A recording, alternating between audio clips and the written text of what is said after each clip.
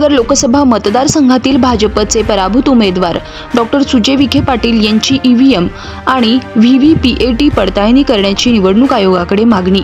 विखे यांच्यासह देशातील 10 ते 12 उमेदवारांनी अशीच मागणी केली आहे। विखे यांचा सुमारे 29,000 मतांनी पराभव झाला आहे।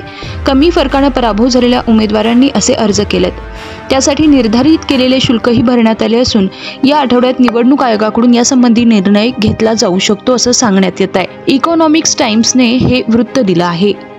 कॉंग्रॅच्युलेशन्स वहिनी, बाळ झाल्याबद्दल। पण मी ऐकलंय डिलिव्हरी फार क्रिटिकल होती। आता ठीक आहे ना सगळं? अगं होता थोडा प्रॉब्लेम, पण स्त्रियांच्या आरोग्याची संपूर्ण काळजी घेणारं मातृसेवा होतं ना साथीला। सगळं सुरळीत झालं। किशोर वयापासून ते रजोनिवृत्तीपर्यंत स्त्रीच्या आरोग्याची संपूर्ण काळजी घेणारं अहमदनगर मधील पहिलं स्त्री रुग्णालय Matruseva women's hospital obstetric ICU। किशोरवयीन आणि विवाहपूर्व समुपदेशन, गरोदर माता तपासणी आणि प्रसूती, पहिल्या सिझेरियन नंतर नॉर्मल डिलिव्हरीची सोय। मातृसेवा विमेन्स हॉस्पिटल, सक्कर चौक, नवीन टिळक रोड, अहमदनगर। फोन 9850 20 0017।